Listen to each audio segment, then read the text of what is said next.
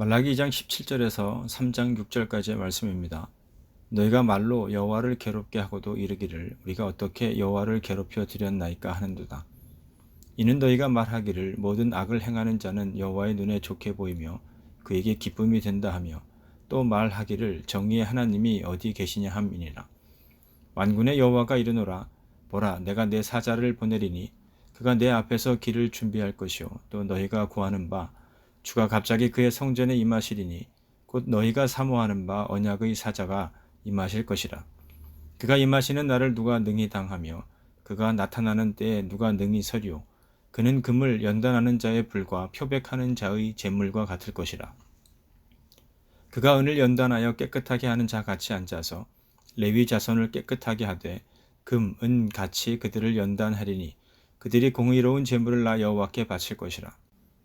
그때에 유다와 예루살렘의 봉헌물이 옛날과 구대와 같이 나 여호와께 기쁨이 되려니와 내가 심판하러 너희에게 임할 것이라. 점치는 자에게와 가늠하는 자에게와 거짓 맹세하는 자에게와 품꾼의 삭세 대하여 억울하게 하며 가부와 고아를 압제하며 나그네를 억울하게 하며 나를 경외하지 아니하는 자들에게 속히 증언하리라. 만군의 여호와가 말하였느니라. 나 여호와는 변하지 아니하나니 그러므로 야곱의 자손들아 너희가 소멸되지 아니하느니라. 사람은 누구나가 자신의 인생에 있어서 성공적인 삶을 살아가기를 원할 것이라는 생각을 해보게 되는데요. 그런데 이 성공적인 삶이라는 것이 시대를 거듭해 오면서 그 판단 기준 또한 많은 변화가 있었음을 볼 수 있습니다. 이전 세대에 있어서의 성공적인 삶의 기준이라는 것이 다분히 경제적인 능력이라든지 명예나 권력이라고 하는 것들에 편중되어 있었고 속한 집단 내에서 인정받으며 살고 있느냐에 따라 좌우되었다라고 한다면 요즘에는 더 이상 이러한 기준만으로 성공적인 삶을 판단하지는 않는 것 같습니다. 왜냐하면 우리 사회가 점차 개인주의적인 성향을 갖게 되면서 더 이상 타인의 눈에 비춰지는 모습으로 자신의 성공 여부를 결정하지는 않기 때문인데요. 어떤 면에서는 성공지향적인 삶을 추구하기보다는 나름대로의 행복을 추구하며 살아가고자 하는 경향이 요즘 세대의 특징적인 모습으로 자리하였기 때문이기도 할 것입니다. 그러나 성공적인 삶을 원하든지 혹은 행복한 삶을 추구하든지 간에 변하지 않는 사실 가운데 하나는 자신이 원하는 삶을 살아가기 위해서는 부단한 노력이 있어야 한다는 것입니다. 그렇다면 성경에서 말하고 있는 성공적인 삶을 살아가는 것이란 과연 무엇을 의미하는 것일까요? 아마도 여기 앉아 계신 분들 모두가 잘 알고 계실 것이라는 생각이 드는데요. 여러분께서 알고 계시는 것처럼 성경에서 말하고 있는 성공적인 삶을 살아가는 것이란 결코 세상적인 기준을 따르지는 않습니다. 다만 하나님을 향한 믿음이 있어서 하나님의 말씀에 순종하는 삶을 살아가는 자가 곧 성공적인 삶을 살아가는 자라고 말씀하고 있는데요. 사도 바울이 그 좋은 예가 될 것 같습니다. 우리가 바울의 경우를 통해서 보게 되는 것처럼 성경은 예수님과의 만남이 곧 성공적인 삶을 살아감에 있어서의 출발점이 됨을 말씀합니다. 예수님을 만나기 전 바울을 보면 어떠한가요? 세상적인 기준에서 본다면 분명 바울은 성공적인 삶을 살아가고 있던 자였습니다. 당시 많은 사람들이 꿈꾸며 갖기를 원하였던 로마의 시민권을 가졌다는 것이 그렇고 당대의 유명한 선생이었으며 존경받았던 가말리엘의 문화에서 가르침을 받았다는 기록을 보면 그렇다는 것입니다. 그러나 예수님을 만나고 난 이후 바울의 고백을 보면 전혀 다른 것을 말하고 있음을 볼 수 있는데요. 디모데전서 1장 12절 이하에 기록된 말씀에서와 같이 내가 전에는 비방자요 박해자요 폭행자였다는 것과 죄인 중에 내가 괴수였다는 바울의 고백은 분명 예수님을 만나기 전에 자신은 결코 성공적인 삶을 살아왔던 자가 아님을 말하고 있기 때문입니다. 그렇다고 해서 성경이 세상에서의 성공을 바라는 것 자체를 죄악시한다거나 그것이 옳지 못하다라고 항상 말씀하고 있는 것은 아닙니다.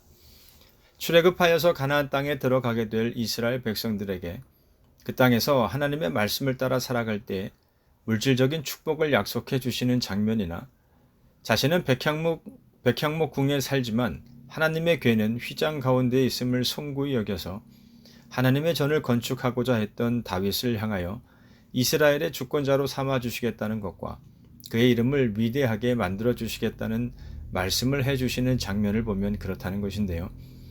이는 하나님께서는 필요에 따라 사람들에게 세상에서 말하는 것과 같은 성공적인 삶을 살아가도록 많은 것들을 부어주시기도 한다는 것을 의미합니다. 다만 우리가 하나님과의 바른 관계 속에서의 삶을 살아가는지가 중요하다는 것인데요. 구하여도 받지 못함은 정욕으로 쓰려고 잘못 구하기 때문이라는 야고보서 4장 3절 말씀처럼 성공 그 자체만을 목적으로 하여서가 아닌 하나님의 뜻하심을 따라 구할 때 하나님께서는 그러한 기도에 응답하여 주시는 분임을 성경은 말씀합니다. 바로 다니엘의 경우가 이러한 사실을 잘 나타내 보여주고 있습니다. 구약성경 다니엘에 기록된 것처럼 바벨론 왕은 이스라엘 백성, 특히 왕과 귀족의 자손 가운데서 몸에 흠이 없고 용모가 잘생기고 모든 일을 지혜롭게 처리할 수 있으며 지식이 있고 통찰력이 있고 왕궁에서 왕을 모실 능력이 있는 소년들을 데려오게 하여서 그들에게 바벨론의 언어와 문학을 가르치도록 하였는데요. 이는 곧 거기에 모인 특출한 소년들 모두가 치열한 경쟁 관계에 있었음을 의미합니다. 즉 모든 사람이 다 왕의 부름을 받아 왕을 모실 수 있는 신하가 될 수 있는 것은 아니었음을 생각해 보면 결국은 최선의 노력을 다하여서 왕이 흡족해 할 만한 결과를 내는 사람만이 왕의 신하가 될 수 있었음을 알 수 있는데요. 기록된 말씀을 보면 어떠한가요? 그곳에 있었던 모든 사람들이 바벨론 왕이 정한 기준을 따라 경쟁에 참여하였던 것과는 달리 다니엘과 그의 친구들은 하나님의 기준을 따라 경쟁에 참여했습니다. 물론 성경이 자세한 말씀으로 기록하고 있지는 않지만 이후에 기록된 말씀을 통해 생각해 보면 분명 이때의 다니엘과 그의 친구들은 이 경쟁 가운데에서 하나님의 말씀을 따라 이기게 하셔서 바벨론 왕의 신하가 되도록 하여 주실 것을 기도하였을 것입니다. 그리고 그 가운데서 하나님의 뜻하심을 따라 행하며 그 뜻이 이루어짐을 위해 순종하는 자가 되기를 또한 기도하였을 것입니다. 그렇다면 하나님께서는 이들의 기도에 과연 응답하셨을까요? 다니엘 1장에 기록된 말씀만을 보더라도 하나님께서 얼마나 열심히 이들의 기도에 응답하셨는지를 알 수 있는데요. 다니엘 1장 17절로부터 19절 말씀을 새번역 성경으로 함께 읽어보도록 하겠습니다. 하나님은 이 네 젊은이들이 지식을 얻게 하시고 문학과 학문에 능통하게 하셨다. 그 밖에도 다니엘에게는 환상과 꿈을 해석하는 능력까지 주셨다. 왕이 정하여 놓은 3년 동안의 교육이 끝나는 날, 환관장은 교육을 받은 젊은이들을 모두 느부갓네살 앞으로 데리고 갔다. 왕이 그들과 말하여 보니 그들 가운데서 다니엘과 하나냐와 미사엘과 아사랴가 가장 뛰어났으므로 그들로 왕을 모시게 하였다. 그런데 이러한 말씀 가운데 우리가 더욱 눈여겨보아야 할 것은 이들이 바벨론 왕의 신하가 되고 난 후에 과연 어떠한 삶을 살았느냐는 것입니다. 결과적으로 말씀드리자면 이들은 하나님의 영광을 나타내는 삶을 살았음을 성경은 말씀합니다.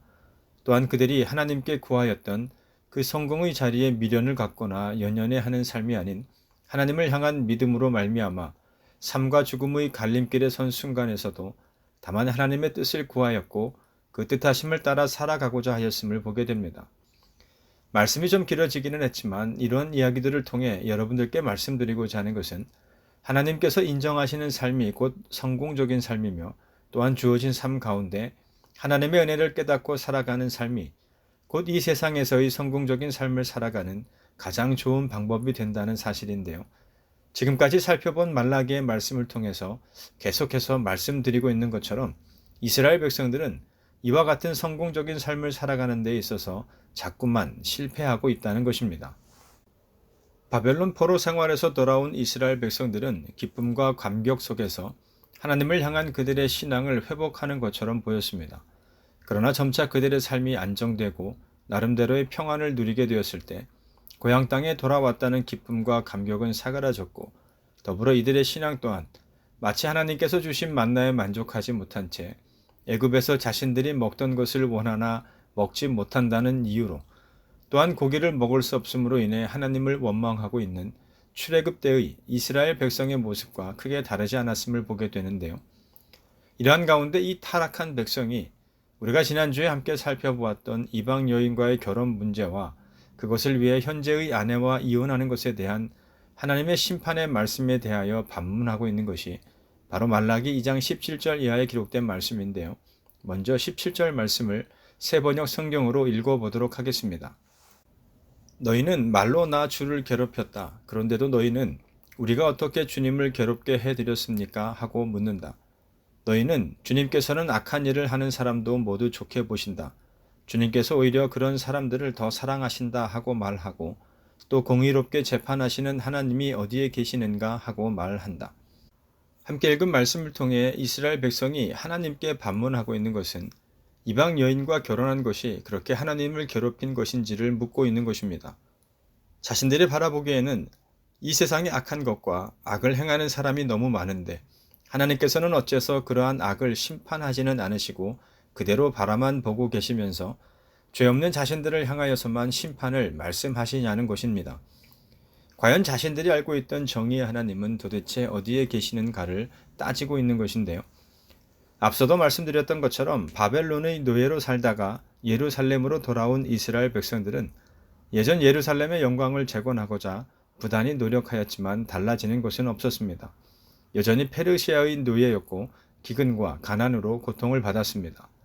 이러한 가운데 이스라엘 백성들은 이전 선지자들이 예언하였던 메시아를 기다렸지만 그들이 기다리던 하나님의 나라는 도래하지 않았고 페르시아에 의해 지배받는 상황이 계속되는 가운데 이스라엘 백성들은 신앙적으로 좌절하였고 나태해진 것입니다. 그래서 하나님은 이스라엘이 아니라 페르시아를 좋게 여기신다는 의미로 하나님께서는 악한 일을 하는 사람을 더 사랑하신다라고 17절에서와 같이 말하고 있는 것인데요. 이러한 이스라엘 백성들의 반문에 대해 하나님께서 대답하시는 것이 곧 1절 이하에 기록된 말씀을 통해서인데요. 보라, 내가 내 사자를 보내리니 라는 말씀입니다. 이는 하나님께서 당신이 오시기 전에 먼저 사자를 보내셔서 그 오시는 길을 닦도록 하시겠다는 것인데요. 이처럼 사자를 보내시는 것은 하나님께서 오실 때가 임박하였음을 알리는 징표라 할 수 있습니다. 즉 말라기 2장 17절 말씀에서 정의의 하나님이 어디 계시냐를 반문하고 있는 이스라엘 백성들에게 너희가 찾는 그 하나님이 곧 오실 것을 강조하고 있는 말씀이 1절에 기록된 말씀인 것인데요. 다름 아닌 성전으로 오실 것을 말씀하고 있습니다. 그런데 우리가 주의 깊게 살펴보아야 할 것은 이처럼 하나님께서 오시는 것은 정하여진 사실이지만 과연 어떠한 목적으로 오시느냐는 것인데요. 이에 말라기 선지자는 하나님께서 오시는 날에 대해서 다음과 같이 말씀합니다. 2절 말씀을 새 번역 성경으로 읽어보도록 하겠습니다. 그러나 그가 이르는 날에 누가 견디어내며 그가 나타나는 때에 누가 살아남겠느냐. 그는 금과 은을 연달아는 불과 같을 것이며 표백하는 잿물과 같을 것이다. 함께 읽은 말씀에서 말라기 선지자가 말하고자 하는 것은 하나님께서 이 세상에 오시는 목적은 심판하시기 위해서 오신다는 것인데요. 다만 문제는 하나님께서 이 세상을 심판하시기 위해 오시는 그날에 있을 환난과 고통은 어느 누구도 감내할 수 없을 만큼 심각하다는 사실입니다. 다시 말해서 이스라엘 백성들이 도대체 어디 계신지를 반문하고 있는 바로 그 정의 하나님께서 오셔서 행하실 심판은 그 누구라도 견디기 어려운 것임을 말라기 선지자는 강조하여서 말하고 있는 것인데요. 이어지는 3절 말씀에서는 심판주로 오시는 하나님께서 먼저 행하실 것이 바로 영적인 정화임을 말씀합니다. 즉 금속 정련공이 은과 금을 정련하듯이 그가 레위 자손들을 깨끗하게 하실 것이라는 의미인데요. 지난 말씀에서의 타락한 제사장과는 대조되는 예배를 주관하는 실질적인 제사장들, 오늘날로 말하자면 목회자들을 영적으로 정화시키셔서 욕망을 추구하기 위한 신앙과 예배와 그리고 그러한 공동체로서의 교회가 아닌 하나님을 위한 거룩한 신앙과 예배 그리고 교회를 회복시키실 것이라는 뜻입니다. 다시 말해서 하나님을 높이고 사랑하는 마음으로 드리는 예배, 나의 욕망을 이루기 위해서 드리는 것이 아닌 하나님의 뜻을 이루기 위해 드리는 예배, 그리고 일상에서 하나님의 말씀을 따르는 삶을 살면서 드리는 예배로서의 거룩한 예배의 회복을 통해 하나님께 기쁨이 되도록 하시겠다는 것을 4절을 통해 말씀합니다. 그리고 다음으로 이루어질 것이 바로 5절에서 밝히고 있는 악인들에 대한 심판인데요. 이는 사자를 통한 심판이 아닌 하나님께서 직접적으로 행하실 심판에 대한 말씀입니다. 여기서 하나님의 심판을 받게 되는 대상은 점치는 자들, 가늠하는 자들, 거짓 맹세하는 자들이며 품꾼의 삭세 대하여 억울하게 하며 과부와 고아를 압제하며 나그네를 억울하게 하는 자들, 그리고 이처럼 하나님을 경외하지 않는 모든 자가 심판의 대상이 될 것임을 말씀하고 있는데요. 위의 대상들은 모두 말라기 2장 17절에서 정의의 하나님이 어디 계시냐는 악의적인 질문으로 하나님을 괴롭게 했던 자들로 내가 심판하러 너희에게 임할 것이라는 하나님의 심판적 응답의 직접적인 대상이 되는 자들입니다. 한편 여기에서 언급하고 있는 죄악상은 하나님께서 모세를 통해 주신 율법에서 일탈한 것으로 지금의 이스라엘을 부패하게 만드는 원인들에 해당되는데요. 점치는 자들이란 이방의 우상 종교에 가담한 자를 의미하고 간음하는 자들이란 하나님께서 제정하신 가정의 규례를 어긴 자를 말합니다.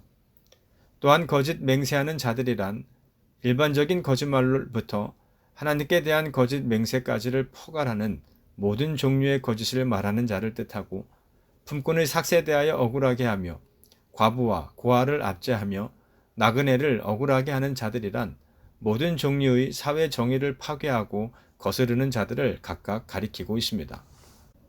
그리고 마지막으로 언급된 하나님을 경외하지 않는 자들이란 앞서 언급된 범죄자들을 포괄하는 것으로 이러한 범죄의 가장 근본이 되는 것이 바로 하나님을 경외하지 않는 것으로부터 시작되는 것임을 말씀하고 있습니다. 그러나 하나님께서 택하신 백성은 결코 버리시지 않으시고 영원토록 보존하여 주실 것을 말라기 선지자는 6절에서 전하고 있는데요. 이러한 관점에서 볼 때 오늘 우리가 함께 읽은 말라기의 말씀은 신정론에 대한 말씀임을 알 수 있습니다.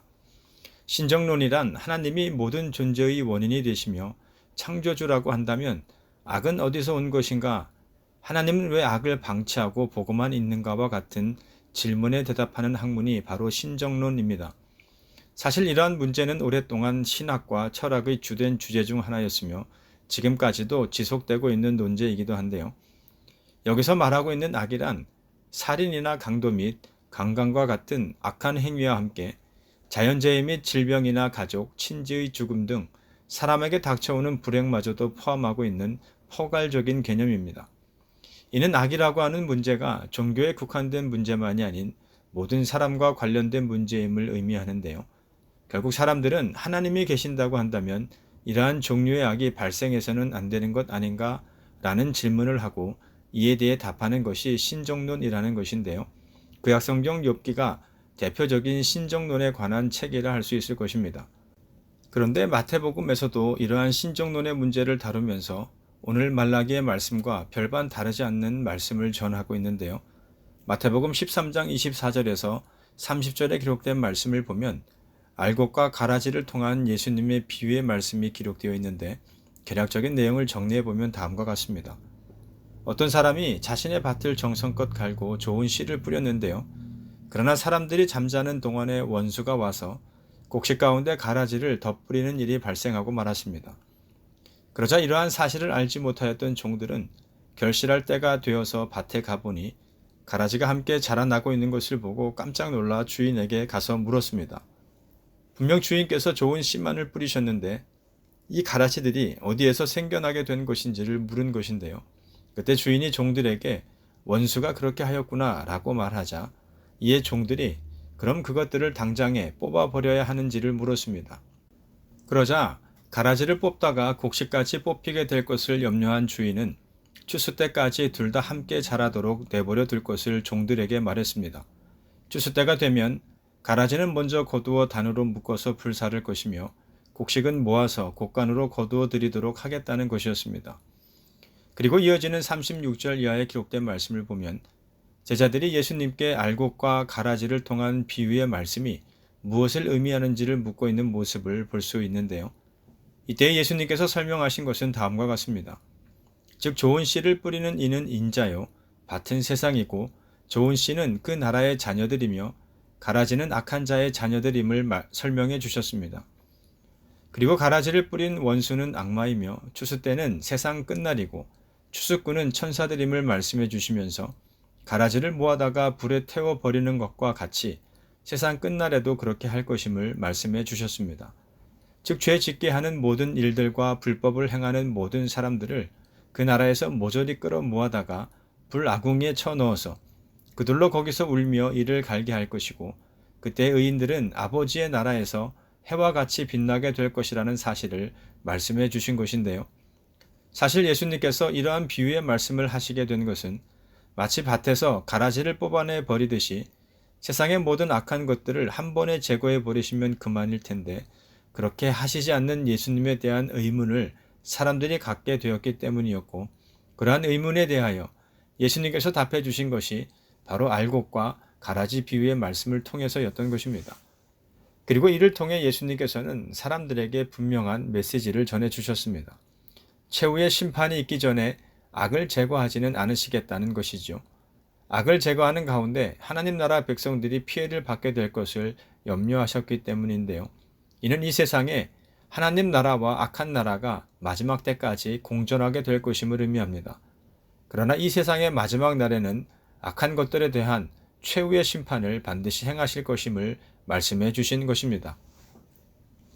그런데 이러한 비유의 말씀을 좀 더 자세히 살펴보면 주인과 종이 알곡과 가라지가 함께 자라나고 있는 상황을 대하는 모습에 있어서 서로 대조적임을 볼 수 있는데요.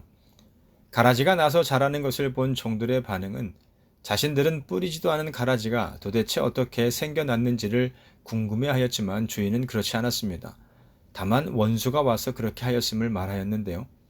이것이 의미하는 것은 종들은 가라지라고 하는 악이 우연히 생겨난 것임을 말하고 있는 반면에 주인은 그러한 악은 결코 우연히 생겨나는 것이 아님을 말하고 있는 것입니다. 즉 사람들은 자신이 악을 행하게 되는 경우 그것이 결코 자신이 의도한 것이 아니며 자신은 그런 사람이 아님을 주장하지만 하나님께서는 그렇지 않다라고 말씀하시는 것입니다. 죄는 결코 우연이 아니라는 것인데요. 욕심이 잉태한 즉 죄를 낳는다는 말씀에서와 같이 마음에 자리하고 있던 욕심을 우리가 잘 다스리지 못할 때에 밖으로 드러나게 되는 모습이 바로 죄라는 모습을 통해서이기 때문입니다. 이러한 사실은 바울 또한 계속해서 강조하였던 것인데요. 로마서 7장 21절에서의 바울은 다음과 같이 말씀합니다. 그러므로 내가 한 법을 깨달았노니 곧 선을 행하기 원하는 나에게 악이 함께 있는 것이로다.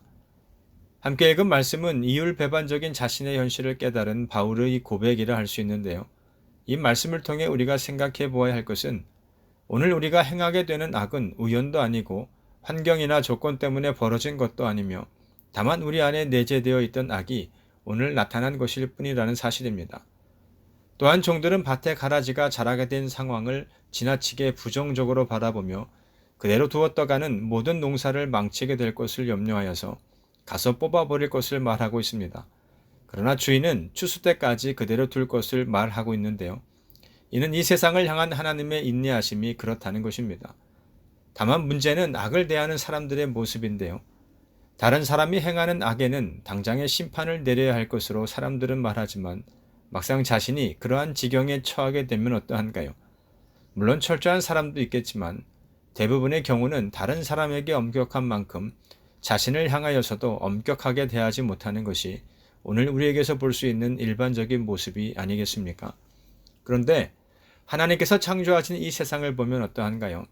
하나님께서는 의인의 밭에도 비를 내리시지만 악한 자의 밭에도 역시나 비를 내려주시는데요. 그렇다고 해서 하나님께서 악인을 형통하게 하시는 분은 아닙니다. 다만 오래 참아주시는 하나님이신데요. 그러나 잊지 말아야 할 것은 하나님께서는 반드시 악을 심판하신다는 사실입니다. 이처럼 하나님의 공의로우심과 정의에 대한 의문을 품는 사람들에게 하나님은 창조주이시며 역사의 주인이시며 이 모든 세상을 다스리시는 분이시기에 언젠가는 반드시 곧 하나님께서 정하신 때가 되면 심판주로 오실 것임을 말라기의 말씀과 마태복음의 말씀은 선포하고 있는 것입니다. 따라서 오늘 우리는 어떠한 어려운 상황이나 환경 속에서도 하나님의 공의로움과 정의로움을 의심하는 자들이 되어서는 안 될 것입니다. 비록 악이 지배하는 것처럼 보이는 세상일지라도 그 모든 것들에 대한 하나님의 궁극적 승리를 믿는 믿음으로 주님께서 오늘 우리 모두에게 맡겨주신 사명 가운데 전심전력하여서 다만 믿음 안에서의 우리의 진보함을 세상에 더욱 나타내는 자들의 삶을 살아가는 함께한 우리 모두가 되시기를 주님의 이름으로 축원합니다.